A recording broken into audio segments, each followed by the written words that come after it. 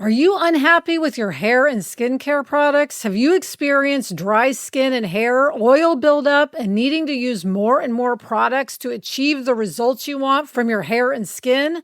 It's not your products, it's your water. Culligan water softeners stop hard water at the source, providing softer, cleaner water throughout every faucet in your home. With benefits like softer hair and skin, a longer lasting clean, and less product waste, Culligan has been making water better for people since 1936. And it's not just your hair and skin. Hard water can cause things like water stains in the bathroom and kitchen. I had this experience when I was showering at my in-laws' apartment. I thought that there was something wrong with my shampoo, and then I realized that the problem with my hair was actually from the water. Culligan has local water experts in your city and offers a free in-home water test to see if you have hard water and address your water concerns. Go to Culligan.com to schedule a free in-home water test.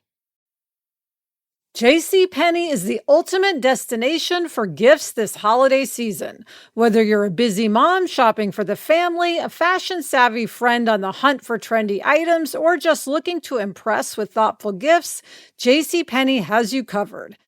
Imagine gifting a stunning fragrance vault featuring 12 best-selling scents, or how about a stylish watch to make that special someone shine? Gretch, what I love about JCPenney is that, yes, there's great value, but also you can find something that's super fashionable. I love it for shopping for sports fans because JCPenney has an array of gifts representing all the favorite teams from college to the pros. Plus, mark your calendars for Friday, November 29th for an all-day shopping event filled with surprises and giveaways. Shop in-store or online. JCPenney. Make it count.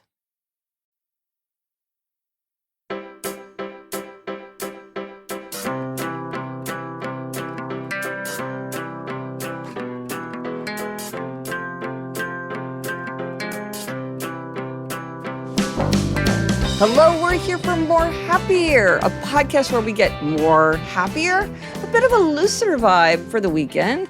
Today, we're revisiting one of our very special episodes, Hacks, and More Hacks for making entertaining easier and more fun.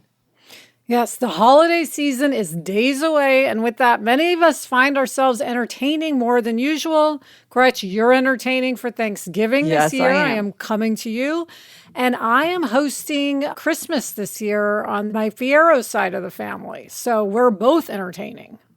Well, we're revisiting an episode from a few years ago, so you'll hear some references to the writer's strike, which is now over, fortunately, and what we were reading when we recorded. So tell us about the strike. Yes, the Writers Guild of America, East and West, we're on strike. We couldn't reach a deal with the companies, the AMPTP. And so we are all hitting the picket lines. And I think everybody is just hoping that we can get a fair deal as soon as possible. Everybody wants to work, but right now our careers are very much in jeopardy. It's not clear that we can move forward in these careers if we don't have a fair deal. So the stakes are high. Are you hanging in there? Yes, I'm hanging in there. It's really helpful to see everybody on the picket line. We get to see tons of people that we've worked with. So it's just fun to catch up and share stories and walk together. And I've been easily getting my 10,000 steps. So that's a bonus. And you've been working on your novel, so you're using the time. Yep. Speaking of books that have been or will be written by us, we're going to be doing the Happier Podcast Book Club coming up in episode 432, which is coming up at the end of May.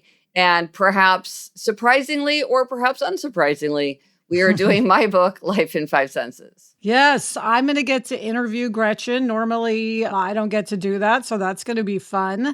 For this episode, it's a very special episode all about entertaining. It's going to be dedicated to ways to make entertaining easier, more fun, less stressful. Yes, entertaining hacks. Yes. Now, Gretch, why does entertaining matter to happiness? Well, ancient philosophers and contemporary scientists agree that if you had to pick one aspect of life to be the secret of happiness, it would be human relationships. To be happy, we have to have deep, intimate bonds. We need to be able to confide. We need to feel like we belong. We need to be able to get support. And just as important, we need to be able to give support. So anything that deepens or broadens our connections to other people is something that's going to make us happier. And I mean, Elizabeth, you and I talk about this all the time, that it just changes relationships when you spend more time with people, when you invite them into your home, when you see them out of context. Like maybe it's somebody who you really like at work, but if you only see them in a work context, you sort of need to see them in other ways in order for it to feel like kind of a three-dimensional friendship.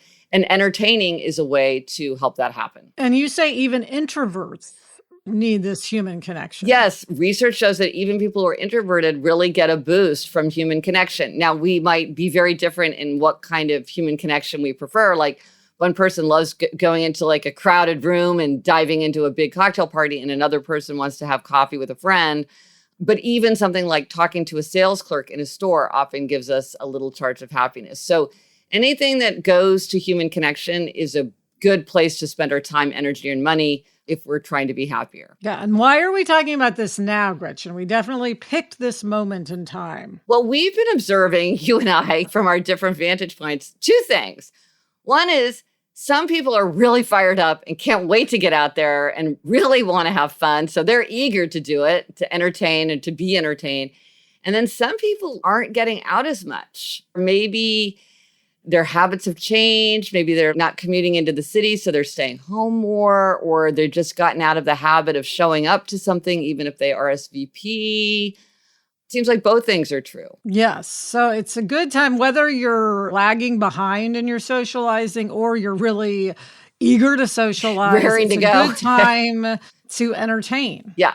So we thought to help ourselves get fired up to entertain more, because it is something that is perennially on our 23 for 23 list or whatever. To make it easier and more fun, raise enthusiasm, we want to have hacks. And of course, we have to start with hacks from our mother. Yes. Mom is always our inspiration Yes. for entertaining. Yep. She's so great at it, does such beautiful things. Which we try to copy as best as we can. Yes. So one thing Mom likes to do is place cards. Yes. So she said even with as few as 6, it's nice to have an assigned seat. And we even do that at Christmas, Gretch. Yeah, even with just family. And here she had a great idea, which I have copied, which is if you're doing it for a family thing and you have little kids or even big kids, have them make the place cards, like write the names, and then you can use them year after year. And it's so sweet to see like their little handwriting. Or I love stickers now. You can put stickers on them. It's really it's a task that you can give people to create the place cards. They can be a great memento. And it is nice to just know where you're sitting. It is kind of nice to know that, even if it is family. And then Mom also said, if you're feeling ambitious, a menu card with the person's name on top could be a nice place card. Yeah. No, I know Mom kind of taught herself how to print really well, and she'll get nice paper and print on nice paper. But I know when I go somewhere and there's a menu at my place, especially if my name is on it, I feel very fancy and glamorous. It feels very fancy. Okay. And this is the thing. Mom knows how to print this stuff. And she prints her own invitations. And this is something that I want to learn how to do, because she says it's not that hard. All you have to do is basically adjust the paper side on the computer and like figure out the spacing. Because you've talked about this in terms of elevating things, Elizabeth. Like if things are personalized or monogrammed, they feel more elevated. And I think a printed invitation feels more elevated, and it's just a fun creative outlet. So I want to learn how to do this myself, because she always sends us a picture of her invitations and they look so great. So I think this would be fun. But here's something funny. So a friend of mine is getting married, and she sent a printed save the date card, and it was really cool. And I was all excited because I was like, oh, it's so funny to get something in the mail. So often like they just send something through email. But then I also got one through email. So I think she was like, yeah, I'm going to send it in the mail, and that's fun. But people also need the convenience of the email version. So she sent both versions, which I thought was so of the moment. Very clever. But I want to learn how to print invitations, because I think I would get a lot of fun from that little bit of elevation and creativity. Yes. And then another thing Mom taught us is to seat people on the ends of rectangular tables. So Rich, explain why this is a good idea. Okay, so and this just came up in my life because I was planning a dinner for my in-laws for the milestone anniversary. Okay, so if you have a rectangular table, you can have equal equal numbers on both sides and nobody on the end. Or you can have somebody on the ends. And mom says if you have them on the ends, it opens up people's ability to have conversations because sometimes it's hard to speak over a table. And so if you're sitting at the end of a rectangular table with nobody on the end, you can really only talk to one person, or maybe if you can talk across the table, you can talk to two, but you're sort of stuck. But if you put somebody on the end, all of a sudden, everybody in the table has a lot more flexibility in having conversation. And I have to say, this is something I had figured out myself. And we have a kind of a wider, it's not even that wide dining room table, but I always prefer to be jammed in close than spaced out. And we will sit two people on the end of our dining room table. And it's great because you can engage in conversation easily with so many people because there's two people on the end. So that is a great tip. Yeah. And you might think like for tablescapes and stuff, it's probably nice sometimes not to have people on the ends. But I think for conversation, it really is nice to have people on the ends. And then another one of mom's hacks is that if there's any way possible to have someone to clean the kitchen and do dishes just to help out, that it makes a big difference. She suggested maybe hiring your children for the evening. Yeah. It's like the more help, the better, if you can afford it, obviously. Right. Yeah. No, I remember we helped out with parties in our day. It's kind of fun too. If you're serving. Yes. Oh, serving. Yeah, for sure. Okay, Elizabeth, I know you have a lot of hacks. What are some of the things you figured out? Well, Gretchen, I think I've mentioned this before on the podcast, but one thing I love is trying to do a tablescape. You know, I have my sort of latent passion for tablescapes. Yes. Not so latent anymore. You're really... Well, I mean, mine are simple at best. But one thing that I have started doing, which again got from mom, is having crackers on the table, which we've talked about are the things you pull apart and they make a noise and little prizes come out. Yeah. And there are so many now, not just Christmas crackers. They're for Halloween, for St. Patrick's Day, for Easter. You can just get silver ones. Yes. You can get ones, I think you got ones shaped like a champagne bottle. Exactly. They have all sorts, and it really just elevates the table, and it's an activity for everyone to do. Now, obviously, if you are hosting a bigger event or something that's not sit down, like a mahjong game, crackers don't really fit in. But for a dinner, they're great. Yeah, I completely agree. Another thing that I like to do, Gretchen, I've learned, is to invite people after dinner. Okay? So again, take the mahjong example. I just say, okay, come at 7. I'll have snacks and dessert and drinks. And be clear that I'm not dealing with dinner. Because dinner just takes it to another place. Yes, Even if you're ordering in, you have to have it heated enough. You have to put it out. You have to decide if you're going to put it in other dishes or in the container it came. I mean, it's just a hassle. Yeah. So I like to shirk dinner. Well, and I do this with because I'm in those children's literature reading groups, and every holiday season I have a party for everyone together, and I have it for drinks and sweets, and it's from like 6 to 8. It's like it is dinner time, but I'm not serving dinner, so eat before, eat after, but that's just not what's happening, because don't let the perfect be the enemy of the good. Yes. Oh, another thing I think about avoiding dinner is brunch can be easier. You can make brunch pretty simple. So if you still want to have a meal, but you want to keep it easy, have people over for pizza or have them over for brunch. Yes. You can get away with bagels and fruit salad. Yeah, exactly. For sure. Exactly. Another hack, Gretchen, is to come up with something that's going to be done on a regular basis. So, for instance, a book club, a dinner club, a lunch club. Mom has been in her lunch bunch for decades. And what I like about this is it just forces the issue. Yes. Now, whether you're the person who says, I'm going to just host book club every month, or you rotate, whatever the case, it forces you to entertain when you may not want to. Yes. Because often we don't feel like doing it, but we're glad we did. Well, and it's something that can be done at any time is often done at no time. And this is like, this Right. has to be done at this time. And so then you do it and then you're glad you did it. Yes, that happens to me. Okay, Gretch. So this is a big one that I've Mm, recently decided to embrace. mm. And this hack is to decide to entertain at the last minute. Ooh, I think we feel like spontaneity. it needs to be planned well in advance. Yeah. But the truth is, if you plan it last minute, nobody's expecting anything. Oh, well, that's good. Right? Yeah. So if you say, hey, do you want to come over tonight? Super casual, then the people know it's super casual because how not casual could it be last minute? Right. Even if it's the day before. Right. But, if it's planned really far in advance, you feel more pressure to Right. elevate. Right. If you're like, oh, why don't you come over and watch the Academy Awards or something like that day? Then people are like, oh, that Exactly. would be fun. Yeah. Okay. So be on the lookout for kind of spontaneous hospitality. Yes, like I have a friend who will just say, "Oh, I'm thinking of having some ladies over Friday night Uh-huh. because my kids are out of town. Do you want to come?" And it's just, you just know you're just going to hang. It's Yeah. not like a big to do. Oh, that's great. That's great. And it's still so fun. Yes. And it gives me less time for hostess neurosis. Right. Well, we both have that. You know? Hostess neurosis. This is the anxiety of entertaining. Yes. Yes, because that can be nights of sitting up in the middle of the night thinking I'm going to have to go to the grocery store on Sunday or whatever. Yeah. And doing it last minute definitely cuts down on the hostess neurosis. Well, and you and I do, and mom too,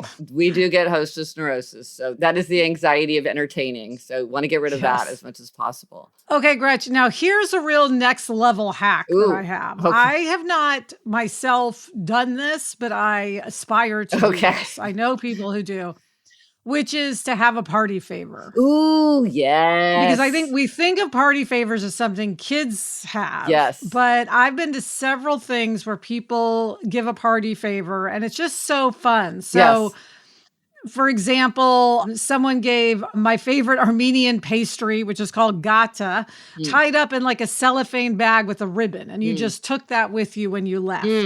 Another time, somebody gave everybody bracelet flasks, which were Oof. just really fun and funny and, a kick. Yeah. A friend of mine at her birthday party, she had a milestone birthday. She gave everybody a little box that had hearts, candy hearts in it with phrases on it about her. Oh, fun. So, her initials, her age, something about her. Oh, fun. Like she likes to do triathlon, so it said try. Another person gave a little plant at the end of a dinner party, which was really sweet. So, I mean, it just kind of fills you with like a warm feeling to walk away with something. Mm-hmm. Yeah. Well, this is be a great thing for listeners. Do you have good ideas for favors? Because this is the kind of thing where you don't want to spend a lot of money, but sometimes it is fun to have something, especially if it is personalized or it feels very appropriate. It does elevate it. It makes it feel like more like a thing. It's kind of the opposite of spontaneity. It really shows care and thoughtfulness, and that makes it feel more consideration. Yeah. And then you can just get ideas from other people like we do from listeners. Yeah. And Gretch, my last hack is to co-host. Whenever I co-host with Sarah, for instance, we had the writers over for the finale of Fantasy Island. It's much easier when it's not just me, when I have my co-host. Yeah. Oh, that's a great idea. And then there's some hacks that both of us have learned. For instance, and Alyssa, this is true for Mahjong. It's true for, I had a taste party, which I write about in Life in Five Senses, where you have some kind of activity that you're doing. Or like charade night. Yes. Right. I did years ago, I was at a dinner party where we all started talking about perfume and people were so fired up. I keep thinking I should have a perfume party where everybody brings their favorite and we all like smell. Or we had a listener, Melissa, said that she has a podcast club instead of a book club because her friends are all in the phase of life where they're so busy. They weren't reading the book, but they can all listen to a podcast and talk about it. So I thought that was a good idea for an activity for a party. Yes. All right, Gretch, what are some of your entertaining hacks? Elizabeth, a lot of my hacks are sort of versions of your hacks. One is to look for an opportunity to entertain, like maybe it's the anniversary of your book group, or there's some other kind of milestone. I think that can be fun to have a reason to do it. Again, something that's done at any time is often done at no time, so look for a reason. And here's one. Sometimes with things like book clubs, people can get worried or annoyed if not enough people come or if they feel like people aren't showing up. And my mantra is it's always the right number of people. The right number of people always show up, even if it's two people. One of my favorite book clubs was just two people showed up. It was me and a friend. I was hosting. So instead of hosting, we just went out for dinner and it was fantastic. So just to not, I think if a lot of people come or not that many people come, that's okay. It's always the right number. And then I thought this was just something funny. Because we are coming up in wedding season, I thought this was great language. If you're trying to limit the number of children at your wedding, how do you articulate that? So this invitation said, "We love you and we love your children, but due to capacity constraints, we've had to institute the bottle rule," which I had never heard of. It explains, if your children aren't bottle feeding, that is under 1 year, or hitting the bottle, the alcohol bottle, they'll have to miss the fun. So I thought that was just sort of a fun kind of way to announce a rule that was kind of whimsical.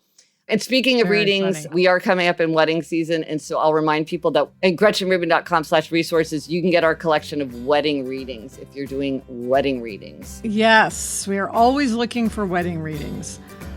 Coming up, we have entertaining hacks from listeners. But first, this break.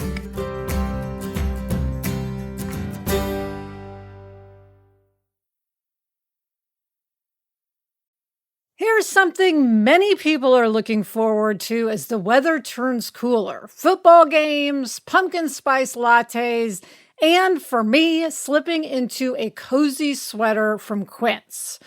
Gretchen, I just got the Jersey Red Cashmere crew neck sweater from Quince, and it is the perfect holiday time sweater. It is just such a gorgeous shade of red and so soft, and even in LA, we need cashmere sweaters.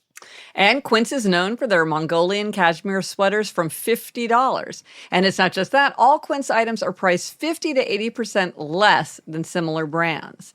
Get cozy in Quince's high-quality wardrobe essentials. Go to quince.com/Gretchen for free shipping on your order and 365-day returns.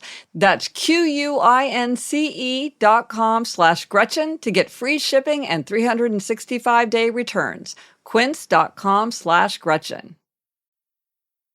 All right, Gretch, we are back with hacks from listeners, and they're in a few different categories. The first one, as we mentioned earlier, is get help. Yes. So a few listeners wrote in to remind us about an idea that we talked about in episode 393, which is a hack that came from First Lady Jill Biden, which is to use Post-it notes that list last-minute jobs that people can do to help. So you put up all these Post-it notes, and then when people ask to help, you just say, pick a Post-it note and do it and take the Post-it note down. And so it could be things like cut up the lemons for drinks, open wine bottles, fill the ice bucket, fill the water glasses, light the candles.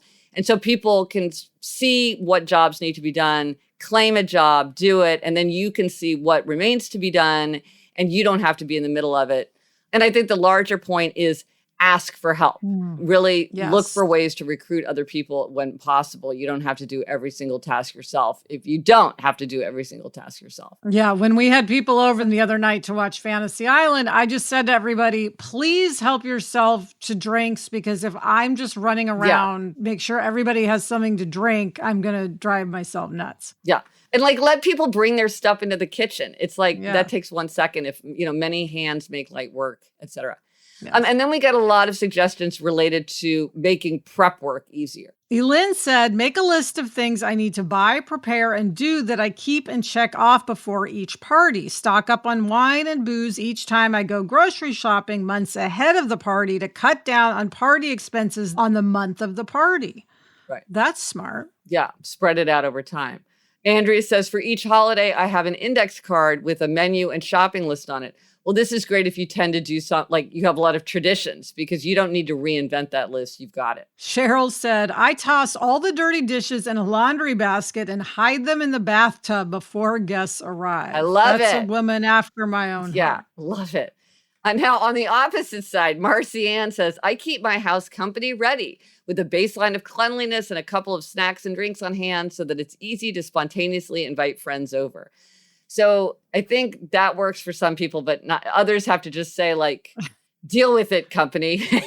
Yes, deal with the mess. Deal with the mess. Christina said, for kids' birthday parties, the night before, I pre-scoop ice cream into cupcake liners and put them in the freezer on a baking sheet. When it's time to cut the cake, it's easy to ask one of the adults at the party to grab them and pass them out as I cut the cake. It saves time as you're trying to serve everyone and is one less sticky mess the day of the party. And if you have multiple flavors, you don't have the flavors mixing on the ice cream scoop, bouncing back and forth since you scoop all of one flavor at a time. This hack always gets a brilliant from a first-time guest.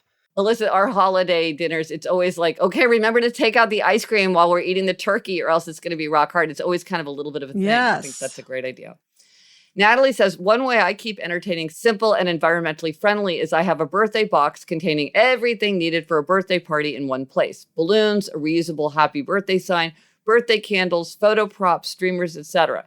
This way I'm not buying plastic decorations only to be thrown out in 24 hours. It saved me lots of time, energy, and yes, money. I do this with New Year's. Whenever I end up having people over for New Year's, I get out that box. Amy said, run the dishwasher and empty it before guests arrive. Then as the night goes on, you add to it so your kitchen doesn't look too cluttered, or when everyone leaves, you'll have one less thing to do when you're tired and don't want to clean up. That's a great idea. All right, Gretch, coming up, we're going to have more listener hacks, but first, this break.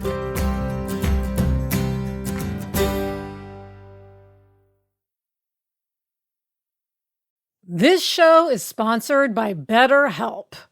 This month is all about gratitude. And Gretchen, I want to be grateful for you. You are always there for me, no matter if I'm ranting and raving or if I want to share good news. You're always there to listen to me. But you know what? There's another person that we don't get to thank enough, and that is ourselves. Sometimes it's hard to remind ourselves that we are trying our best to make sense of everything in this world, and it isn't always easy.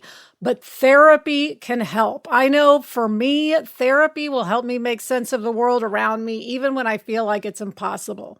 If you're thinking of starting therapy, give BetterHelp a try. It's entirely online and designed to be convenient, flexible, and suited to your schedule. Let the gratitude flow with BetterHelp. Visit betterhelp.com/Gretchen Rubin today to get 10% off your first month. That's BetterHelp, HELP.com/Gretchen Rubin. This message is sponsored by Greenlight. As your kids get older, some things about parenting get easier. I definitely do not miss changing diapers, for instance. Others don't, like having that conversation about money. That's where Greenlight can help. Greenlight is a debit card and money app made for families. Parents can send money to their kids and keep an eye on kids' spending and saving while kids and teens build money confidence and lifelong financial literacy skills. Jack has Greenlight. I love it, Gretchen. One thing I can do is help motivate him to do chores by connecting it to his Greenlight card. So, I can make sure he takes the trash out, because if he doesn't, there won't be more money on the Greenlight card. Millions of parents and kids are learning about money on Greenlight. It's the easy, convenient way for parents to raise financially smart kids and families to navigate life together. Sign up for Greenlight today at greenlight.com/happier. That's greenlight.com/happier to try Greenlight today. Greenlight.com/happier. This show is sponsored by Midi Health. Gretch, I hang out with a lot of women and we have a lot of conversations. And one thing that every woman shares is that eventually she's going to go through menopause and perimenopause.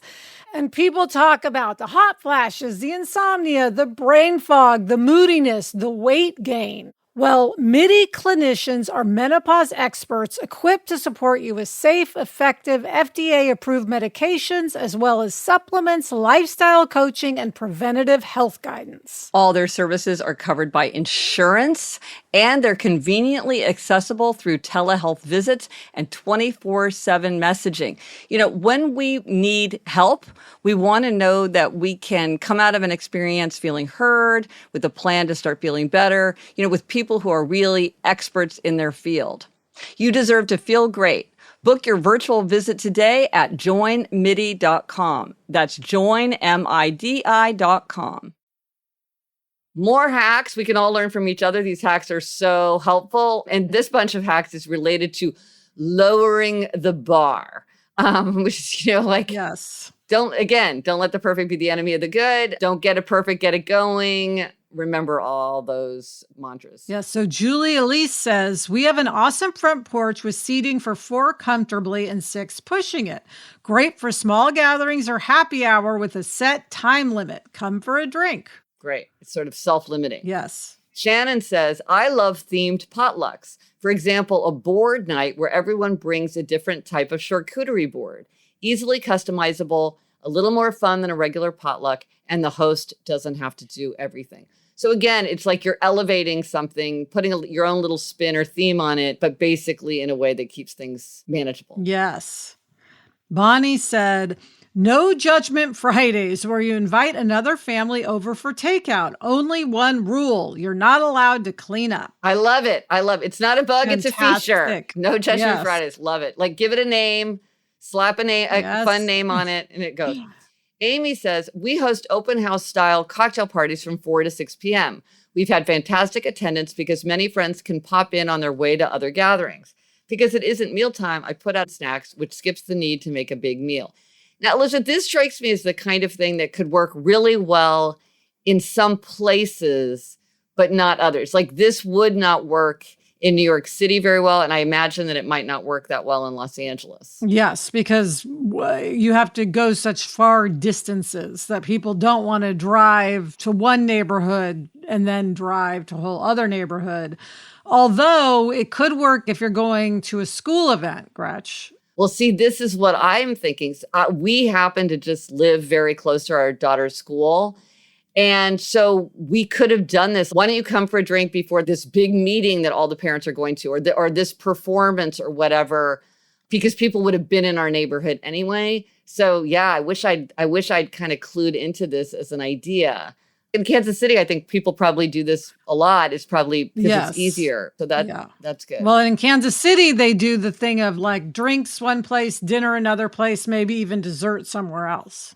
That would be super fun. Super fun. Yeah. Now, this is another bunch of hacks related to just making it easier. How do you make the actual entertaining easier? Yes. So Jean Marie said, we love having a signature thing. We host a crawfish boil a few times a year, and it's become something family and friends really look forward to.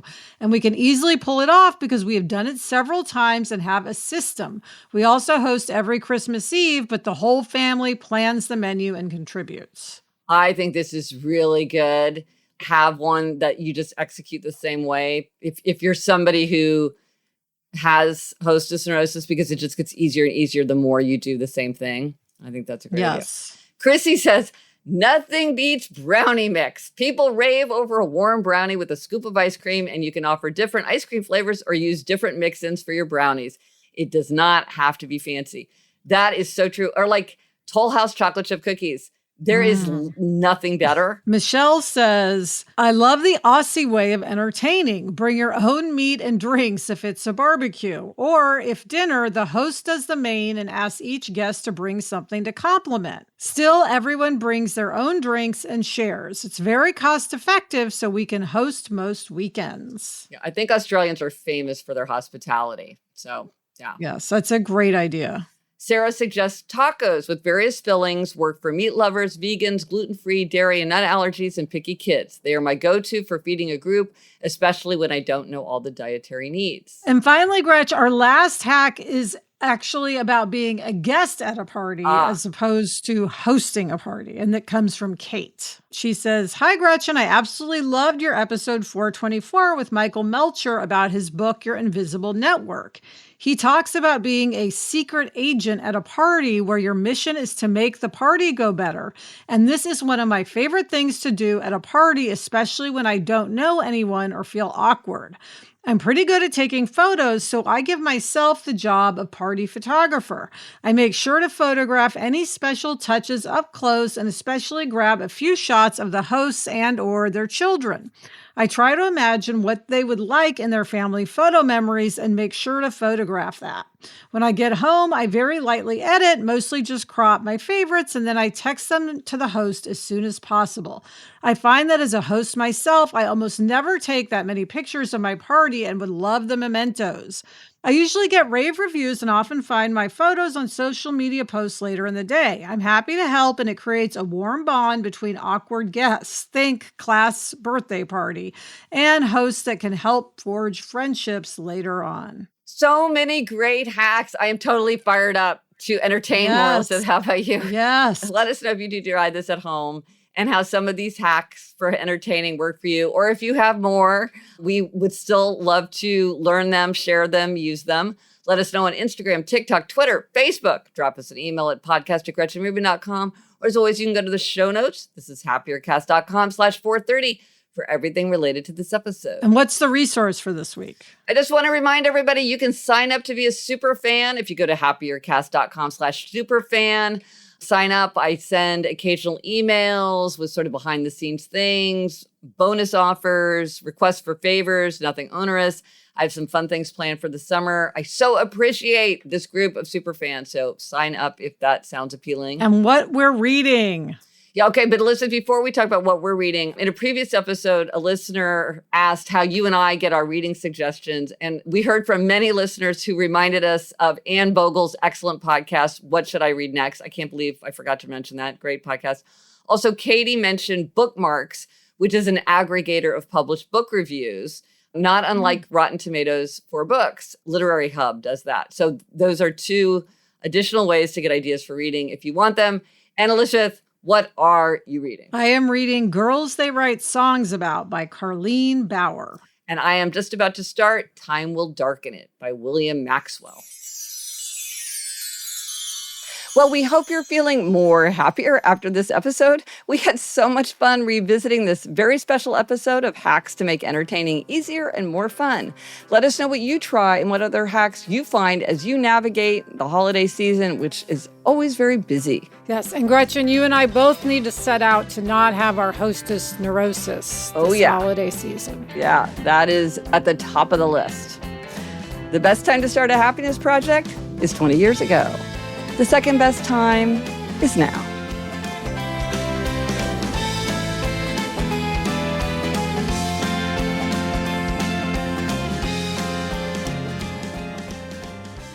So, Elizabeth, do you have like a tip for me for Thanksgiving? You've done it. When you did it the first time, I thought, oh my gosh, I would never do that. And now I am. Yikes. Well, I really do think setting the table in advance is huge. Okay. It really takes off the pressure. Also, like how far in advance? Well, maybe 2 days. Okay. But you can also set out glasses if you want to have like a bar area. You can set out your glasses and put a paper towel or a towel over the top so they don't get dusty. Okay. So both of those helped me. Okay.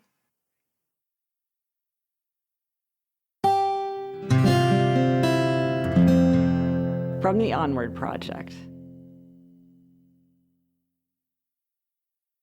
This episode is brought to you by Progressive Insurance. Whether you love true crime or comedy, celebrity interviews or news, you call the shots on what's in your podcast queue. And guess what? Now you can call them on your auto insurance too with the Name Your Price tool from Progressive. It works just the way it sounds. You tell Progressive how much you want to pay for car insurance, and they'll show you coverage options that fit your budget. Get your quote today at Progressive.com to join the over 28 million drivers who trust Progressive. Progressive Casualty Insurance Company and Affiliates.